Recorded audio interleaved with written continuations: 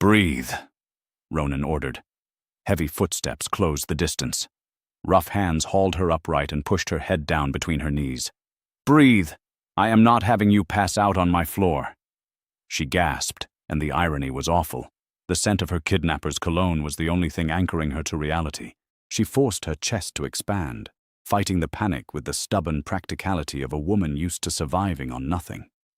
After 5 agonizing minutes, the shaking subsided. She sat up slowly. Ronan stood a few feet away, a glass of water set near her elbow. He didn't offer it. He just left it there. Drink. She managed a sip, the cold water shocking her system. What now? She asked, hollow, stripping away the last of her sister's sneer. She was just Fiona now, small, terrified, entirely at his mercy. Do you kill me because I know your face? Killing you yields 0 return, Ronan said, leaning against a chair. It doesn't get my money back. It doesn't solve the problem of my missing wife. Then let me go. I can't do that either. He tilted his head, his eyes narrowing. You're a liability, but you're also an asset. Your sister thinks she's brilliant. She thinks she bought her freedom by feeding you to the wolves. But she has a fatal flaw. What? Ego, Ronan said softly. She won't be able to resist checking in. She'll want to know if I killed you. She'll want to know if her little trap worked. And when she looks, his lips curved into a smile with no warmth at all, she's going to see you standing right by my side. That night, in his private study, Ronan sat behind his desk methodically cleaning a handgun while Fiona huddled in a high-backed chair, a wool blanket over her shoulders. The rhythmic click of the slide set her teeth on edge, and the fact that he wasn't doing it to intimidate her somehow made it worse. To him, it was just a chore. The rules of your survival are simple, he said, not looking up. To me, behind closed doors, you are Fiona, a civilian caught in the crossfire. I won't hurt you. He paused. But outside this room, to the staff, to my men, to every rival crew trying to carve up my territory, you are my wife, a woman who once broke a man's jaw with an ashtray for speaking out of turn. Why? She whispered. If you know she's gone, why keep up the lie? Because this organization runs on fear and stability, he answered flatly, sliding a magazine into the grip.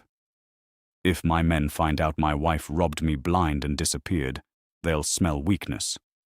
Weakness invites challenges. Challenges invite war. I'm not fighting a war over $3 million and a treacherous spouse. He leaned forward, lacing his fingers. More importantly, we're going to use you to flush her out. We'll parade you around. We'll make sure the streets whisper that she's back, in power, thriving.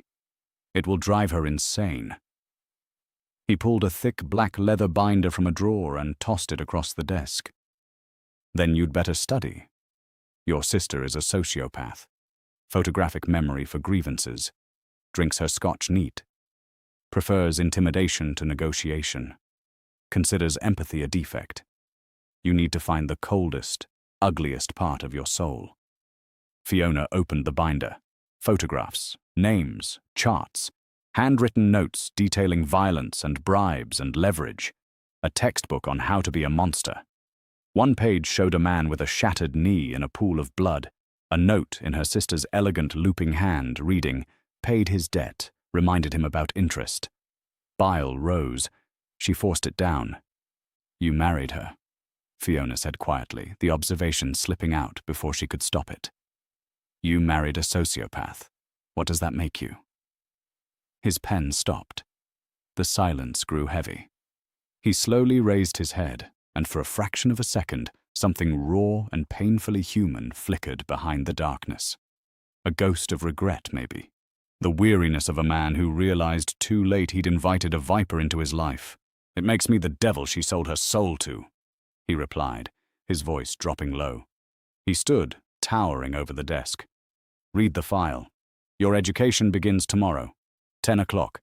We're meeting with the waterfront union bosses. If you hesitate, if you show an ounce of the woman trembling under that blanket, we both lose. He walked to the door. Good night, wife, he threw over his shoulder, dripping sarcasm. The lock clicked like a prison cell. Fiona was left alone with the manual of her sister's sins. She'd spent her whole life trying to be nothing like her twin. She paid her taxes. She smiled at strangers. She lived in quiet, invisible decency. And now her survival depended on becoming the nightmare she'd always run from. She took a deep breath, pulled the binder closer, and began to read.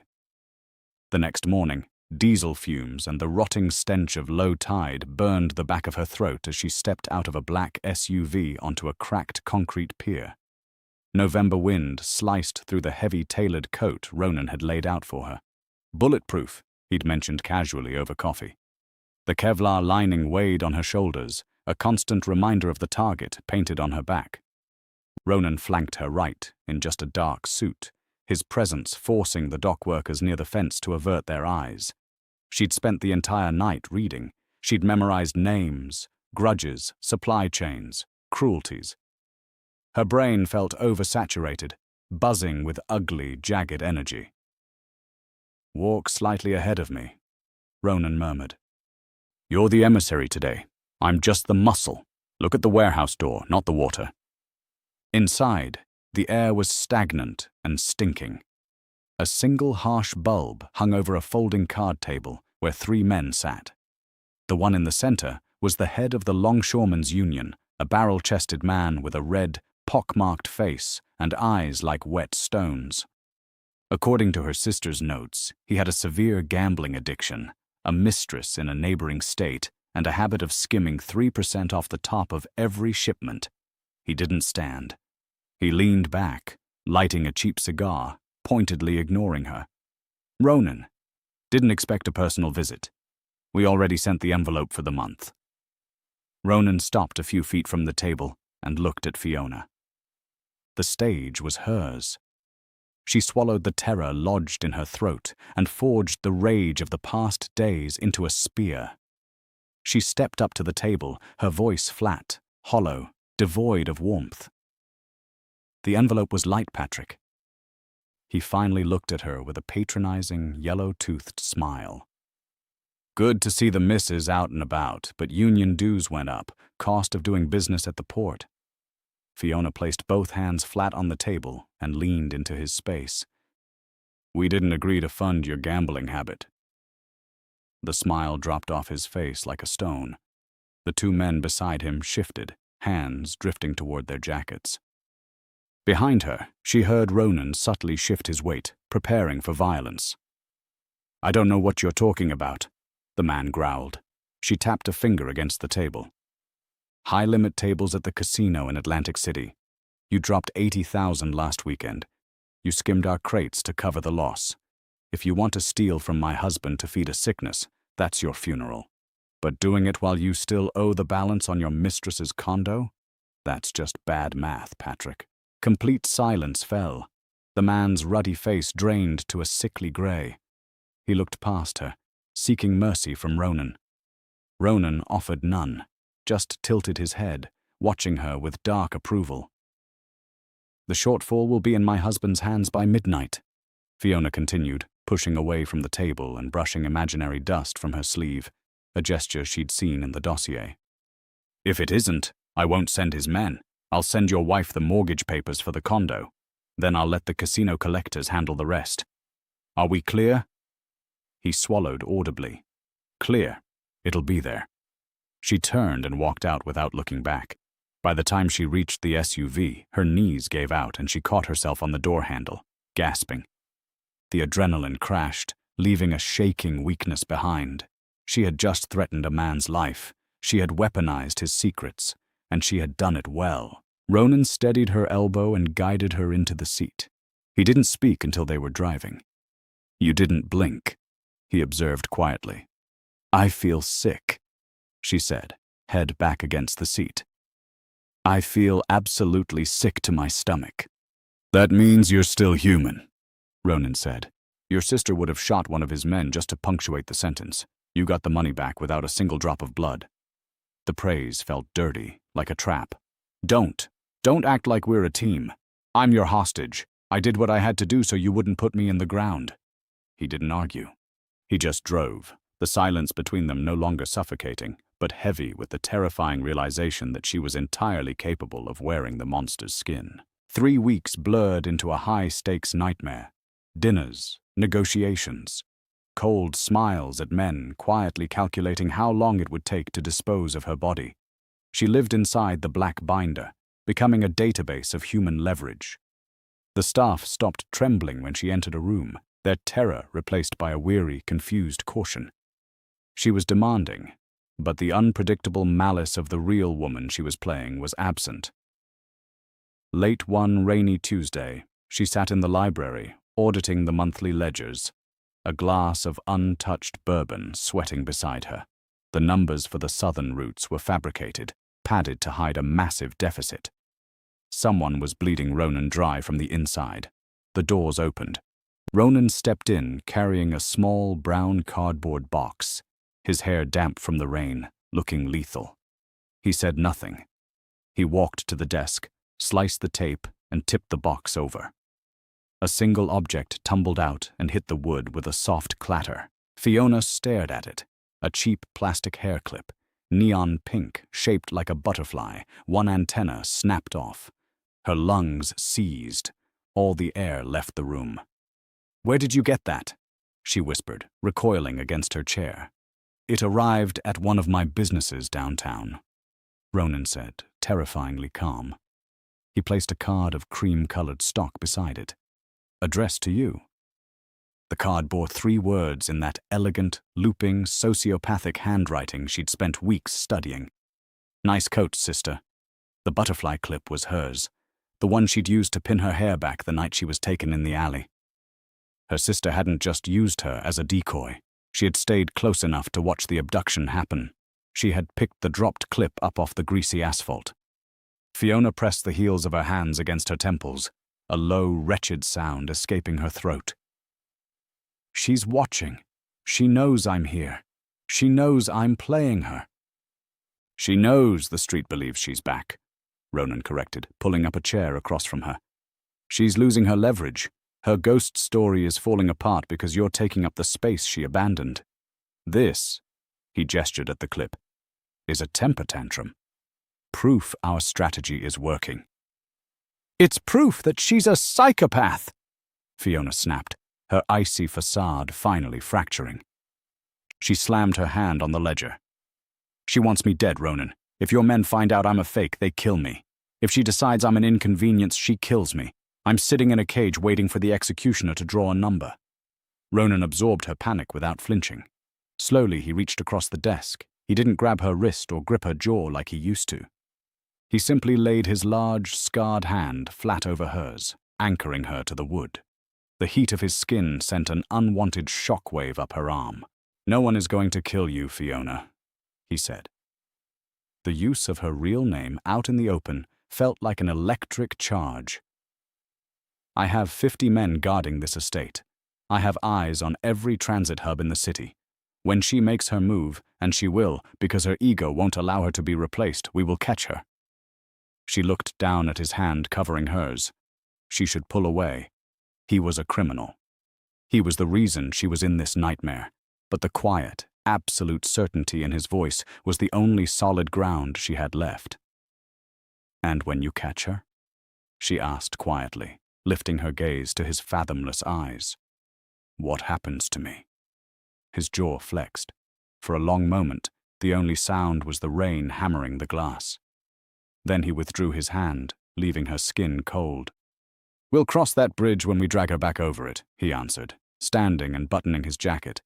"Keep auditing those ledgers. I want to know exactly who's stealing from me before the sun comes up." He walked out, leaving the neon pink butterfly clip sitting perfectly between them. And the game had fundamentally changed. Her sister wasn't a ghost running with stolen money anymore. She was a sniper settling into position. And Fiona was standing directly in the crosshairs. So here's where I have to leave you on the edge of your seat. Fiona has done the impossible. She's survived weeks inside a fortress, learned to wear the skin of a monster, and somehow she's even started to crack the cold exterior of the dangerous man who took her. But now, Her twin knows she's alive. Her twin is watching. And nobody, not Fiona, not Ronan, and definitely not us, knows what that ruthless woman is going to do when she finally steps out of the shadows. What do you think Ronan really wants? Is he just using Fiona as bait, or has something shifted between them that neither one of them is willing to say out loud? And the bigger question, the one that keeps me up at night, what happens to Fiona when the real wife comes back? Because in a story like this, there's rarely room for two. If this twisted, dangerous game had you holding your breath, if you felt that tension crackling in every single scene, then do me a favor and smash that like button right now. It genuinely helps more than you know. Share this story with someone who loves a dark, suspenseful thriller, the kind that keeps you guessing until the very last second. And make absolutely sure you subscribe, because you do not want to miss the explosive confrontation coming when these two sisters finally come face to face. And drop a comment down below and tell me, who do you think is really pulling the strings here? Fiona, Ronan, or the twin watching from the dark? I read every single one, and your theory just might shape where this story goes next. So don't be shy, let's hear it. Imagine walking home from your job on a freezing night, your feet aching, your mind on nothing more exciting than the leftover pasta waiting in your fridge. And then, in the space of a single heartbeat, a gloved hand clamps over your mouth and the entire world goes dark.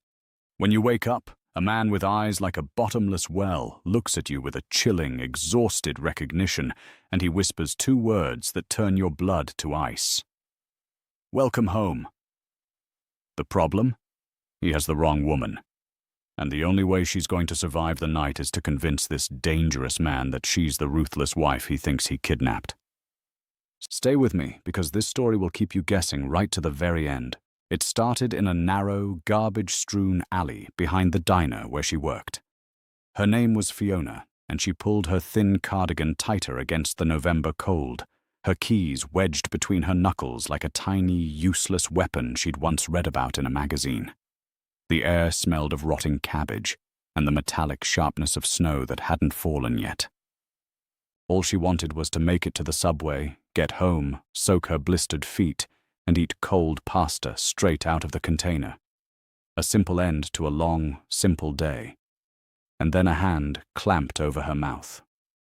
It wasn't the panicked grab of a mugger. It was methodical, heavy, practiced. It smelled of expensive cologne and something darker underneath, something like gunpowder. Fiona tried to scream, but the sound died against thick leather. Another arm, all hard muscle wrapped in fine wool, banded around her waist and lifted her clean off the wet pavement. Her cheap sneakers kicked uselessly at the empty air. Panic, cold and total, seized her chest. She thrashed, driving her elbow backward, and connected with something solid. A low grunt sounded in her ear. Still fighting even now. And then a single word that froze the blood in her veins. A name. Her sister's name. Her twin sister's name. The sister she hadn't laid eyes on in 6 years. The one who'd vanished into the shadowy, high-stakes underworld of the city, while Fiona stayed behind to pay off their dying mother's medical bills. Before she could even shake her head, before she could force out a muffled protest that they had the wrong woman, a heavy cloth pressed over her nose. Not the gentle chloroform of old movies, something chemical and sharp that turned her stomach instantly. The alley tilted. The neon sign of the diner smeared into a single streak of red. And then there was only the suffocating smell of the rag and the terrifyingly calm heartbeat of the man holding her. She woke to the steady hum of tires rolling over smooth road. Her head throbbed, a vicious spike of pain right behind her left eye. She groaned and shifted. Her wrists were bound in front of her with thick plastic ties that had already chafed her skin raw. She was lying across the back seat of a moving car, the leather beneath her buttery soft and spotless, a strange contrast to the grease and dirt staining her own jeans. The sedative wore off faster than I expected. Your tolerance is always a marvel. The voice came from across the car, a deep, smooth drawl, but with a quiet violence sharpening every word. Fiona pushed herself up, her stomach rolling. She swallowed back the bile and looked at her captor. He sat in the corner, one leg crossed over the other, casually scrolling through his phone. The screen lit his face, a sharp jaw, a straight nose, and eyes so dark they seemed to swallow the light. His charcoal suit was clearly custom-made, completely at odds with the brutal grip he'd used on her in the alley. Who are you?" Fiona rasped, terror vibrating through her voice. "You've made a mistake." He set his phone down on the seat beside him. The sudden dark made the shadows feel heavier. He leaned forward, and the scent of his cologne washed over her again, making her stomach clench. "A mistake," he repeated softly. He reached out, and she flinched violently, pressing herself against the door. His hand paused, then bypassed her face entirely to catch a strand of her dyed brown hair. He rubbed it between his fingers with open disgust. "This dye job is atrocious. Brown doesn't suit you, and these clothes." His dark eyes dragged over her frayed cardigan and her sensible, comfortable sneakers. "Playing the poor little civilian. Was this your grand escape plan? To bore me to death?" "I'm not her," Fiona said, forcing herself to meet his eyes. "My name is Fiona. I'm her sister, her twin." He stared at her. For 3 long seconds, the only sound was the engine. Then he laughed. Not a warm sound. A short, sharp exhale with no humor in it at all. "A sister," he murmured. "Fascinating. We've been married 3 years, and you never once mentioned a twin. You're losing your touch, my love. This is desperate, even for you."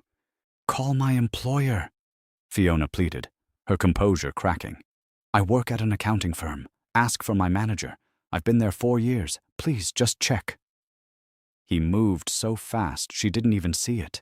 His hand wrapped around her jaw, fingers biting into her cheeks. Not hard enough to break anything, but the threat of it was absolute. His face hovered inches from hers, and up close she could see the deep, bone-weary exhaustion etched into the corners of his eyes. "Let's get one thing straight," he whispered.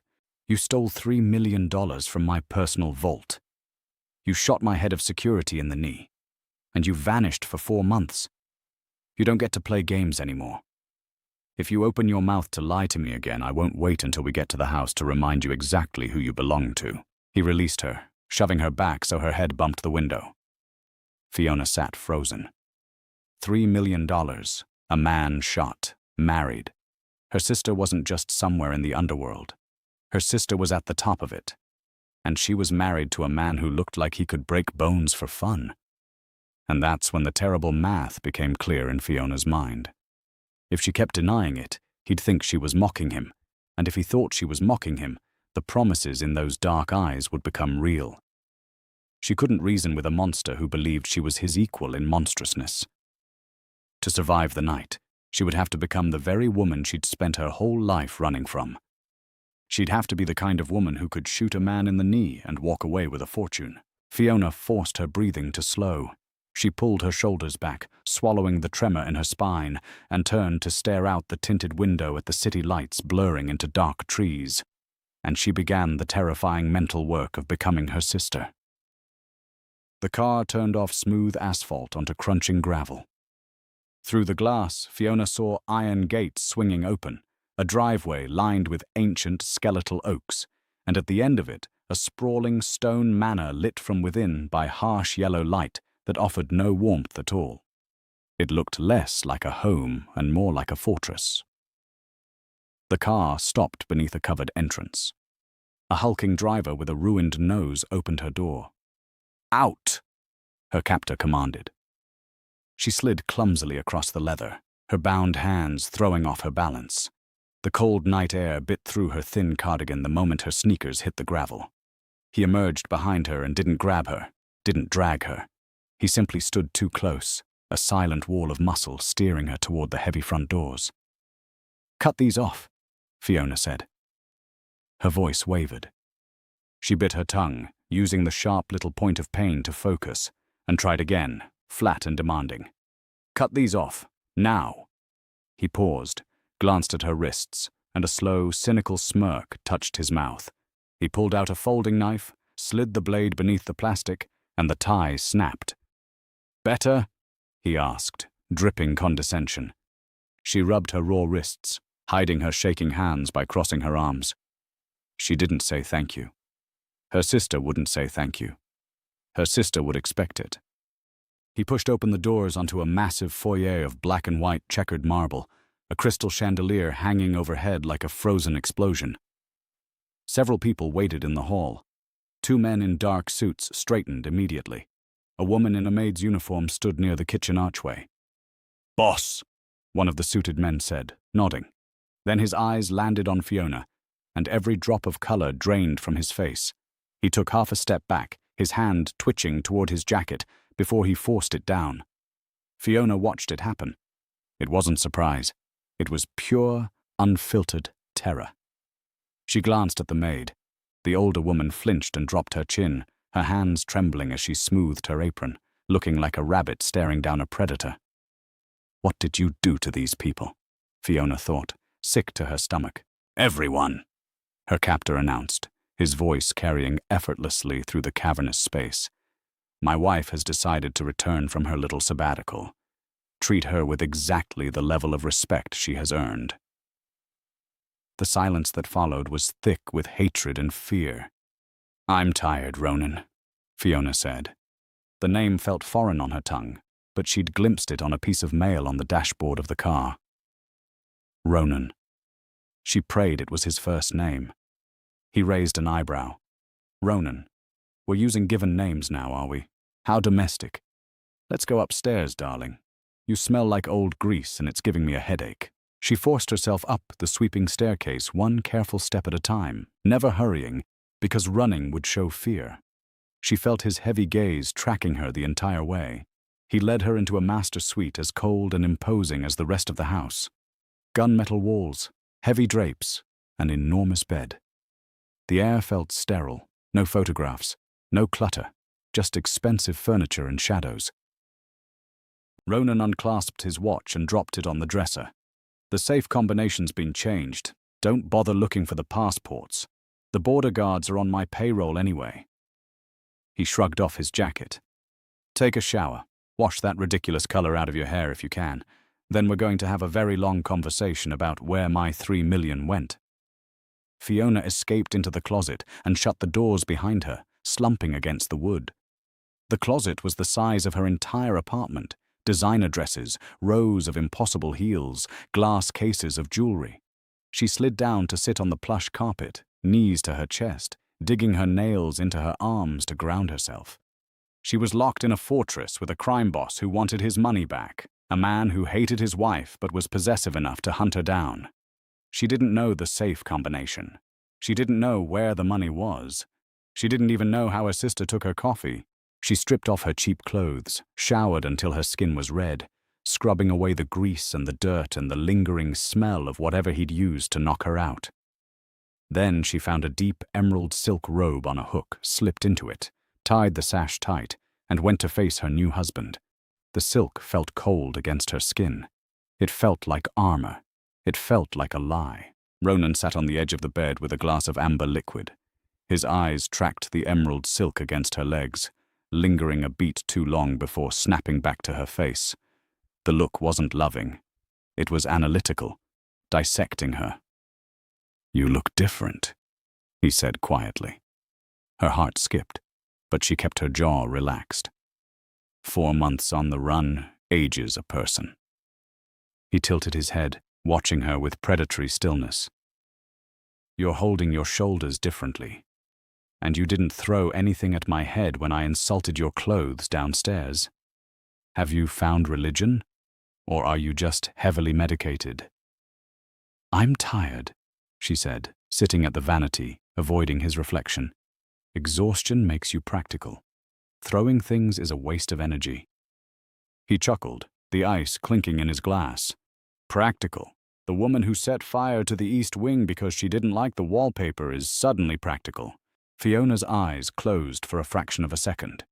She was impersonating someone who had set a wing of a house on fire. People change, she managed. People adapt. He corrected. He rose, came to stand behind her, filling the mirror. He didn't touch her, but his nearness was a physical weight. They adapt to survive. You're playing a new angle. I just haven't figured out what it is yet. He leaned down, his face near her shoulder. Sleep well, wife. The door's locked from the outside.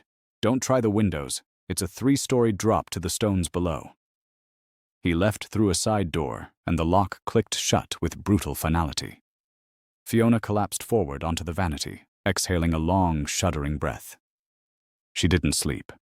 She spent the night curled on top of the bedspread, fully robed, dredging up every memory she had of her twin.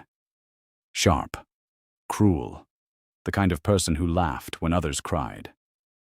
At 8 in the morning, the door unlocked and the maid entered, pushing a silver cart, eyes glued to the floor, knuckles white on the handle.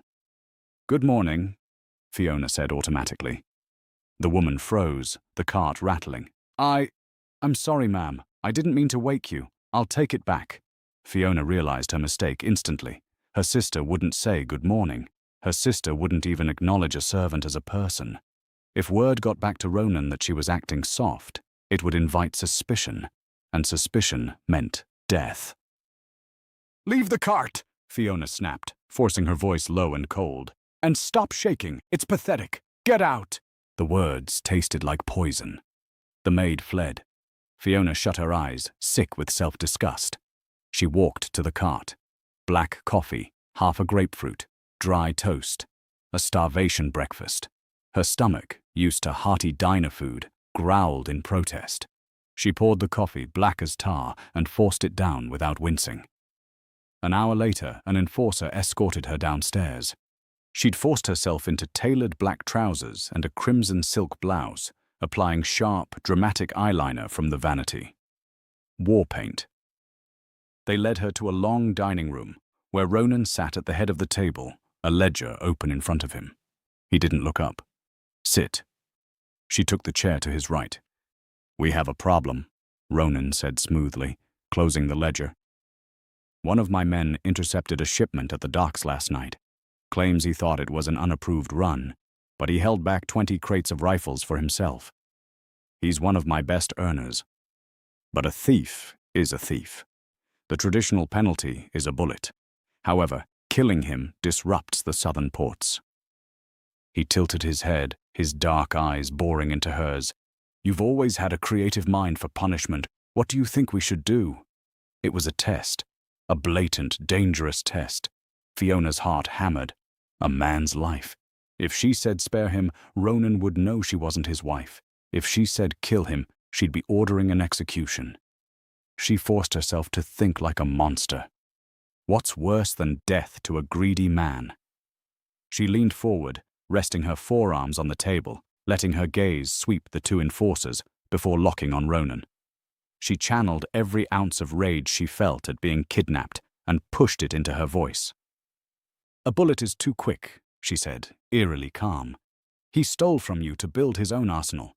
He wants power, so take it all, strip him of his territory, seize his accounts, leave him alive, but make sure every crew in the city knows he's nothing but a beggar now. Let him starve in the streets he used to run. Death makes him a martyr. Humiliation makes him a warning." The room went dead silent. The enforcers exchanged a nervous glance. Ronan stared at her for a long, agonizing moment, his jaw flexing. Then a slow, dark smile spread across his face, the first time she'd seen him genuinely pleased. "Humiliation," he murmured, tasting the word. "Brilliant. Vicious. Completely without mercy. I miss that sharp mind of yours." He reached over and briefly laid his heavy hand over hers. His skin was warm. She didn't pull away. She just stared at his hand, feeling the trap close tighter. She had passed the test, and in doing so, she had damned herself. Silence in that house had weight. It pressed against her ears as she wandered the second-floor hallway 3 days later, bare feet sinking into the thick runners. 3 days of playing a ghost. 3 days of stiff blouses and a mask of icy boredom. She needed a phone, a computer, any sliver of proof that the outside world still existed. She pushed open the doors to the library, the air heavy with the smell of old paper and stale cigar smoke. She crossed to a massive desk, but the drawers were locked. Frustration bubbled hot in her throat. She kicked the bottom of the desk, the soft thud swallowed by the heavy wood. "Looking for the petty cash, darling?" She spun around, heart slamming. Ronan stood in the doorway, jacket gone, sleeves rolled to the elbow, exposing forearms corded with muscle and a jagged scar snaking over one wrist. He held a glass of scotch. "I was looking for a book," she lied, grabbing a random heavy volume from the shelf. He walked toward her, slow, with the lazy grace of a predator who knows the exits are sealed. He took the book from her without glancing at it. "You hate Russian literature," he said quietly, tossing it onto the desk. "You said it was too depressing for people who already live in the dark." "I've decided to broaden my horizons." He stepped closer. Her back hit the desk. He braced his hands on the wood on either side of her hips, caging her in. He lowered his head, his nose brushing the curve of her jaw, and inhaled slowly. "You don't smell like gunpowder and perfume anymore. You smell like soap, cheap unscented soap." "I ran out of perfume," she whispered, staring at his collar, refusing to look up. "You never run out." His voice dropped to a rough murmur. He traced the line of her jaw with the back of his knuckles, a touch so gentle it completely contradicted the lethal man delivering it. It confused her senses, twisted her stomach into a sick knot of terror and something warmer she did not want to name. Her breath hitched. Then he stepped back abruptly, the spell shattering. He picked up his glass, his face smoothing into total indifference. "Dinner's in 20 minutes. Wear something decent. We have a guest." And he was gone, leaving the door open. Fiona gripped the desk, gasping like she'd just been pulled from deep water. The guest at dinner was a nervous, sweating man named Sullivan, a distributor who moved product across state lines. He blustered about tight margins and customs agents tearing apart his trucks, insisting they reroute through a northern corridor. And then, desperate, he turned to Fiona for backup. "Tell him you remember the mess a few years back. You were the one who negotiated the northern route in the first place." Fiona's fork paused. The temperature in the room seemed to drop 10 degrees. Ronan set down his knife with a sharp click and turned to her, waiting. She knew nothing about a northern route. She was a bookkeeper who audited dental practices. "The landscape has changed since then, Sullivan," she said carefully, forcing her voice low and dismissive. "Relying on old deals is how you get indicted. People retire. People get greedy. Find a new solution, or my husband will find a new distributor." Sullivan blinked, taken aback, then deflated. Ronan's eyes narrowed a fraction. "My wife is right. Fix the southern route, or we restructure." When Sullivan finally fled to his car, Fiona stood to escape to her room. "Sit down." The command cracked like a whip. She froze, then lowered herself back into the chair. Ronan poured himself more wine, not offering her any, staring at her from across the table. "You handled Sullivan well." The compliment sounded like a threat. "He's an idiot." "He is." Ronan rose and walked slowly around the table until he stood behind her chair. "But he was right about one thing. You did negotiate the northern route. You spent 3 weeks in freezing motels buttering up border guards." He reached over her shoulder and grabbed her right hand, pulling it up flat under the harsh light of the chandelier. Fiona stopped breathing. His thumb rubbed over the tips of her fingers, over the heavy calluses formed by years of gripping a cheap pen and pounding a calculator. "Funny thing about that route," Ronan whispered, his grip tightening. "You had a disagreement with a rival crew while you were up there. One of them pinned your hand to a table with a combat knife. The blade went right through the webbing between your thumb and finger. 12 stitches. Left a nasty scar." Fiona stared at her own hand. Unblemished. Scarless. He dropped it. It hit the table with a dull thud. He moved to stand in front of her, the exhaustion gone from his eyes, replaced by a cold, calculating fury that sucked the air from the room. He braced his hands on the arms of her chair, trapping her. "Where's the scar?" he asked, the silence pressing down. "And more importantly, why do your hands feel like they belong to someone who has never fired a gun in her life?" Panic seized her throat. She stared at her pale, unscarred skin, the silence stretching until it felt ready to snap. "I told you," she choked out, her voice breaking. "I told you in the car. I told you in the alley." She squeezed her eyes shut. "Open your eyes." Soft, but heavy as an anvil. She obeyed, lashes wet with involuntary tears. Ronan straightened slowly, dragging a hand down his face. For the first time, the impenetrable mask slipped. He looked profoundly, dangerously confused. "Fiona," he said, tasting the name like a strange, bitter wine. "A twin. She actually has a twin." "We haven't spoken in 6 years," she blurted, the words tumbling out. "She left when our mother got sick. I stayed. I paid the bills. I work at an accounting firm. I buy generic cereal. I don't know anything about guns or safe combinations." She held up her trembling hands. "These are the hands of someone who types 70 words a minute, not someone who stabs people." Ronan stared at her shaking fingers, then took a slow step back, bracing his hands on his hips, looking toward the ceiling. $3 million, he murmured to the empty air. A dark, cynical chuckle vibrated in his chest. "She didn't just steal the money, she left a trail. A sloppy, obvious trail leading right to a diner in the city." He looked back down at Fiona, his face hardening. "She knew I'd track the scent. She knew my men would grab the first woman who looked exactly like my wife." The realization hit Fiona like a physical blow. Her stomach bottomed out. Her sister hadn't just vanished. Her sister had offered her up as a sacrifice, used her own twin as a decoy, a human speed bump to slow down a monster, buying herself a 4-month head start to disappear with a fortune. Fiona clamped a hand over her mouth. A terrible sound tore out of her, half sob, half laugh. She bent forward, pressing her forehead against the cool table edge as the room spun. The betrayal was so complete, so coldly calculated, it fractured something deep inside her chest. Her lungs seized. She couldn't breathe.